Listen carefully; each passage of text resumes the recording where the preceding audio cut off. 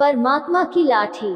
कहावत है कि परमात्मा की लाठी में आवाज नहीं होती, लेकिन जब वह पड़ती है तो इंसान को संभलने का कोई मौका नहीं मिलता। ये कहानी सिर्फ एक कहावत का उदाहरण नहीं है, बल्कि इस बात का प्रमाण है कि इंसान अपने अहंकार में चाहे कितना भी अंधा क्यों न हो जाए, कर्मों का हिसाब एक दिन इसी धरती पर चुकाना पड़ता है।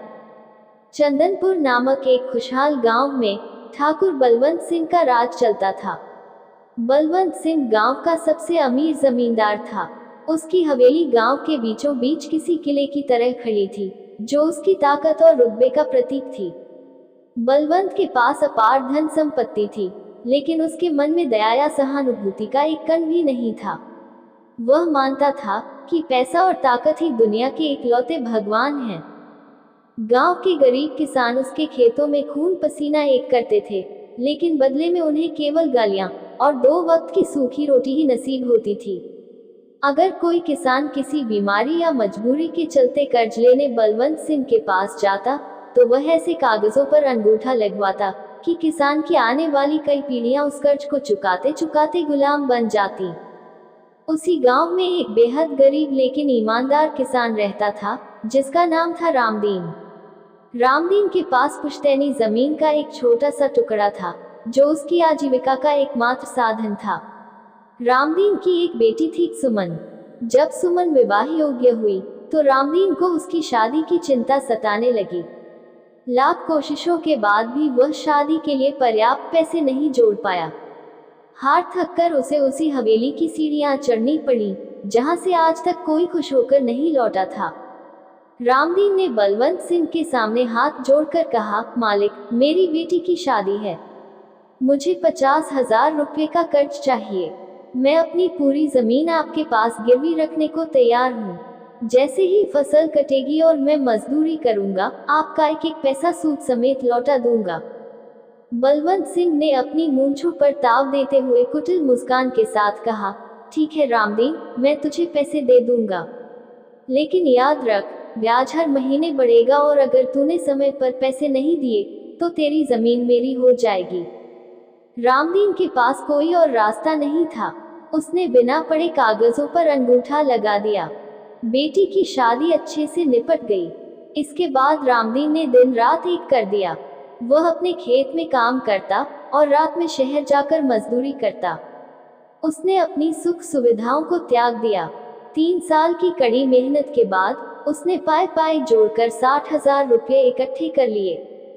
खुशी खुशी वह बलवंत सिंह की हवेली पहुंचा और पैसे उसके सामने रखते हुए बोला, मालिक, ये रहे आपके पूरे पैसे। अब मेरी जमीन के कागज मुझे लौटा दीजिए। बलवंत सिंह ने पैसों की गड्डी उठाए, उसे अपनी तिजोरी में रखा और जोर से हंसने लगा। कौन से कागज रामदीन, तूने तो वो जमीन मुझे बेच दी थी। ये जो 60,000 तो लाया है, ये तो उस कर्ज का ब्याज है जो तूने 3 साल पहले लिया था। मूल रकम तो अभी भी 1 लाख रुपये बाकी है। रामदीन के पैरों तले जमीन खिसक गई। वह रोने लगा, गिड़गिड़ाने लगा, मालिक, मुझ गरीब के साथ ऐसा अन्याय मत कीजिए। वह जमीन मेरी माँ के समान है। मैंने कोई जमीन नहीं बेची थी। लेकिन बलवंत सिंह के दिल पर कोई असर नहीं हुआ। उसने अपने लठैतों को बुलाकर रामदीन को धक्के मारकर हवेली से बाहर निकलवा दिया। रामदीन ने गांव की पंचायत बुलाई। उसे उम्मीद थी कि पंच परमेश्वर उसे न्याय दिलाएंगे, लेकिन बलवंत सिंह ने पहले ही सभी पंचों की जेबें गर्म कर दी थी। पंचायत में बलवंत सिंह ने वे कागज पेश किए जिन पर रामदीन का अंगूठा था। कागजों में साफ लिखा था कि रामदीन ने अपनी जमीन बलवंत सिंह को बेच दी है। सरपंच ने फैसला सुनाया, रामदीन, कागजों के हिसाब से जमीन अब ठाकुर बलवंत सिंह की है। तुम उन पर झूठा आरोप लगा रहे हो। तुम्हें इस गांव से बेदखल किया जाता है। रामदीन टूट चुका था। धन और बल के आगे उसकी सच्चाई हार गई थी। गांव छोड़ते समय वह बलवंत सिंह की हवेली के सामने रुका। उसने आसमान की तरफ देखा। उसकी आंखों से आंसू बह रहे थे। उसने दोनों हाथ जोड़कर कहा, ठाकुर, तूने मेरे हिस्से की रोटी छीनी है। तूने आज मेरी आवाज दबा दी, पंचायत खरीद ली, लेकिन याद रखना, ऊपर वाले की अदालत में कोई रिश्वत नहीं चलती। उसकी लाठी में आवाज नहीं होती, लेकिन जब वो पड़ती है तो इंसान को रोने तक का मौका नहीं मिलता। मैं अपना फैसला उस परमात्मा पर छोड़ता हूँ। ये कहकर रामदीन गांव से चला गया और कुछ ही महीनों बाद सदमे और गरीबी के कारण शहर के एक सरकारी अस्पताल में उसकी मृत्यु हो गई। रामदीन की बद्दुआ का बलवंत सिंह पर कोई असर नहीं हुआ, बल्कि उसका अहंकार और बढ़ गया। उसे लगने लगा कि दुनिया में उसे कोई नहीं हरा सकता। उसने रामदीन की जमीन पर एक बड़ा कारखाना खोल लिया, जिससे उसकी दौलत दिन दूनी रात चौगुनी बढ़ने लगी। बलवंत का एक ही बेटा था, विक्रम। बलवंत ने अपने बेटे को कभी कोई संस्कार नहीं दिए, सिर्फ पैसा दिया। विक्रम शहर में रहता था और बुरी संगत का शिकार हो चुका था। उसे शराब, जुए और अयाशी की लत लग चुकी थी। बलवंत सिंह विक्रम की हर मांग पूरी करता, ये सोचकर कि उसके पास इतना पैसा है कि 7 पुश्ते भी बैठकर खाएं तो खत्म नहीं होगा। समय बीतता गया, 15 साल गुजर गए। बलवंत सिंह अब बूढ़ा हो चला था, लेकिन उसका गुरूर अब भी जवान था। एक दिन अचानक शहर से खबर आई कि विक्रम ने जुए में करोड़ों रुपए हार दिए हैं। उसने पिता की जानकारी के बिना कारखाने और हवेली के जाली कागजात बनाकर शहर के एक बड़े माफिया से भारी कर्ज ले लिया था। जब माफिया ने पैसे मांगे तो विक्रम पैसे चुकाने में असमर्थ रहा और रातों रात देश छोड़कर भाग गया। बलवंत सिंह के होश उड़ गए। वह शहर गया ताकि माफिया से बात कर सके, लेकिन माफिया ने उसे धक्के मारकर बाहर निकाल दिया। जब तक बलवंत सिंह कुछ समझ पाता, माफिया के गुंडों ने गांव आकर कारखाने पर कब्जा कर लिया। ये तो बस शुरुआत थी। परमात्मा की लाठी का पहला वार हो चुका था, लेकिन अभी पूरी सजा बाकी थी। कारखाने पर कब्जे के सदमे से बलवंत सिंह अभी उबर भी नहीं पाया था कि एक रात भारी आंधी तूफान आया। हवेली के पास स्थित बलवंत सिंह के गोदामों में, जहां करोड़ों का अनाज और माल रखा था, रहस्यमय तरीके से आग लग गई। आग इतनी भयंकर थी कि गांव वाले चाहकर भी उसे बुझा नहीं सके। बलवंत सिंह अपनी आंखों के सामने अपनी जीवन भर की काली कमाई को राख होते हुए देखता रहा। अगले दिन बैंक के अधिकारी आ धमके। विक्रम ने जो लोन लिया था, उसकी भरपाई के लिए बैंक ने बलवंत सिंह की हवेली कुर्क कर ली। महज 1 महीने के भीतर गांव का सबसे शक्तिशाली और अमीर आदमी ठाकुर बलवंत सिंह सड़क पर आ गया। न उसके पास बेटा था, न पैसा, न हवेली और न ही रुतबा। जिन लठैतों के दम पर वह उछलता था, उन्होंने भी तनख्वाह न मिलने पर उसका साथ छोड़ दिया। गांव के जिन लोगों पर उसने जुल्म किए थे, उन्होंने उसकी मदद करने से साफ इनकार कर दिया। कुछ ने तो यहाँ तक कह दिया, ये तो रामदीन जैसे न जाने कितने गरीबों की हाय का नतीजा है। चिंता और सदमे ने बलवंत सिंह के शरीर को तोड़ दिया। उसे लकवा मार गया। उसके शरीर का आधा हिस्सा काम करना बंद कर दिया। जो व्यक्ति कभी मखमली गेंदों पर सोता था, वह अब गांव के मंदिर की सीढ़ियों पर एक फटे हुए कंबल में पड़ा रहता था। जो कभी 56 भोग खाता था, वह अब मंदिर में बटने वाले प्रसाद के लिए हाथ फैलाता था। सर्दियों की एक सर्द रात थी।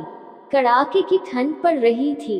लकवाग्रस्त बलवंत सिंह ठंड से कांप रहा था। उसे भूख भी लगी थी, लेकिन उस रात उसे किसी ने खाना नहीं दिया था। अचानक एक कार मंदिर के पास आकर रुकी। कार में से एक नौजवान बाहर निकला। उसने एक मोटा और गर्म कंबल बलवंत सिंह को ओढ़ाया और एक टिफिन से गर्म खाना निकालकर उसे अपने हाथों से खिलाने लगा। बलवंत सिंह की आंखों में आंसू आ गए। सालों बाद किसी ने उसके साथ इतनी इंसानियत दिखाई थी।